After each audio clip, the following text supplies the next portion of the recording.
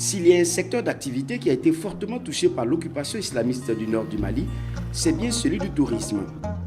En effet, dès leur arrivée, les groupes islamistes armés ont détruit tout ce qui faisait l'objet de visites touristiques, comme ici à Tombouctou, où ils ont saccagé des mausolées et autres sites historiques ayant un lien avec l'islam.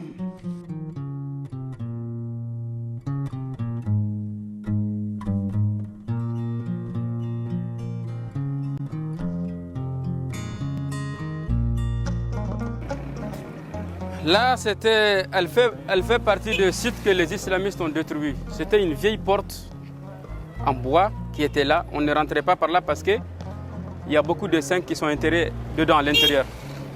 Donc à l'époque, les enfants y rentraient beaucoup. Chaque fois, ils rentraient par là. Donc le notable, le vieux notable, ils ont carrément condamné cette porte parce qu'ils ne veulent pas que les enfants rentrent à l'intérieur.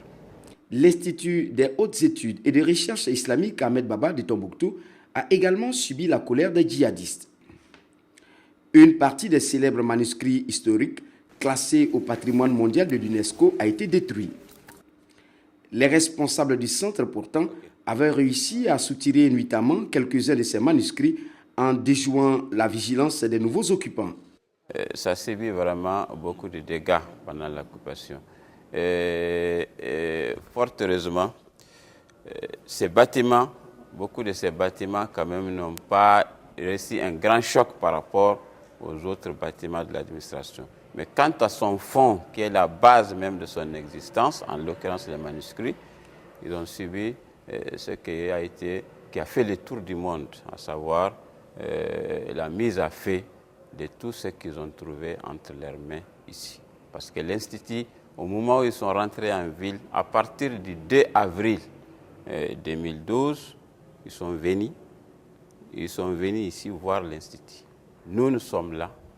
On nous a appelés, on dit, puisqu'ils se disent islamistes, l'Institut, sa base, c'est l'islam.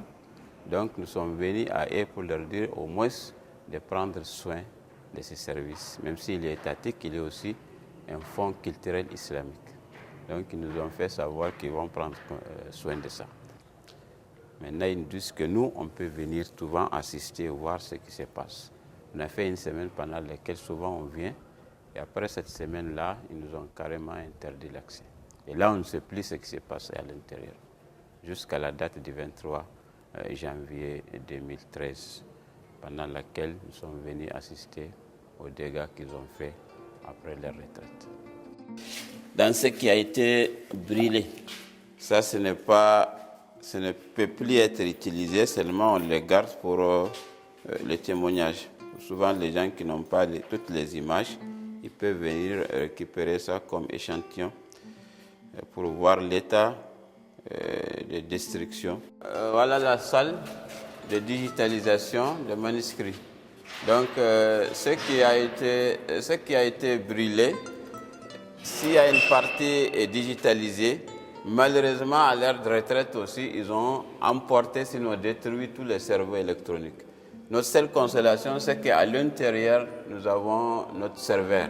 Le serveur, on suppose que ça n'a pas été touché. Avec l'arrivée d'un technicien qui va voir, peut-être que nous pourrons récupérer certaines données de ce qui a été détruit. Mausolées détruits, manuscrits partis en fumée, ce sont là les piliers du tourisme local qui sont touchés. Quant aux artisans de la ville de Tombouctou, accusés de fabriquer des objets d'idolâtrie, ils avaient tout simplement trouvé refuge dans les pays voisins du Mali. Bref, les 10 mois d'occupation islamiste ont été une période très difficile pour les guides touristiques de la ville aux 333 saints.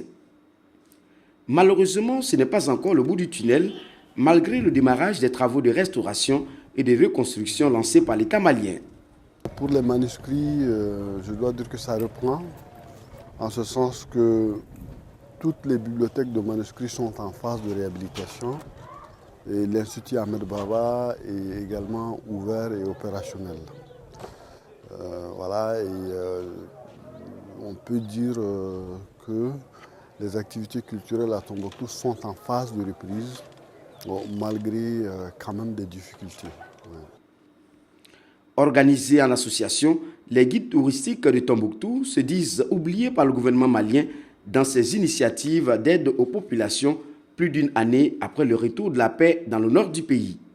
Selon eux, la reprise de l'activité touristique passe également par le renforcement du dispositif sécuritaire. L'aéroport est occupé par les MINUSMA et les servantes. Comment les touristes peuvent venir? Si on ne laisse pas les touristes venir par terrestre, au moins ils n'ont qu'à nous donner un accès pour que les touristes puissent venir par l'avion, faire la visite tranquillement et retourner chez eux. Ouais. Mais tout ça, c'est un problème. Il n'y a pas d'activité, les gens, personne n'est à l'aise, tout le monde a des problèmes, tout le monde a des soucis. Personne n'a le temps pour l'autre parce qu'il n'y a rien. Tombouctou ne vit que de tourisme. Parce que s'il s'agit des transporteurs, des hôteliers, des bouchers, des femmes qui vendent les oignons au marché, des transporteurs, tout le secteur vit de tourisme à Tombouctou. Le 95% de la population ne vit que de tourisme. La population même de Tombouctou, en un mot, je vous dis, préfère que les touristes reviennent. Même les islamistes, lorsqu'ils étaient là, ils disent que Tombouctou ne vit que dans le tourisme. C'est pour ça qu'ils ont bloqué ça. Parce qu'ils disent dans l'islam, ce n'est pas bon que les chrétiens viennent. Alors que ce n'est pas ça. Et ils étaient là pendant 2 ans, ils ne nous ont pas aidés, ils n'ont rien fait que de couper les mains, frapper les femmes, chicoter les hommes. Et ça, ce n'est pas du financement, ça, ce n'est pas quelque chose qui fait développer le pays. En attendant le retour des touristes pour des lendemains meilleurs, les guides de Tombouctou se souviennent encore de l'époque où ils sillonnaient les rues de la ville avec pas moins de 300 touristes par jour. Une époque déjà bien loin derrière. Droit Libre TV, la web télé 100% droits humains, 100% liberté d'expression.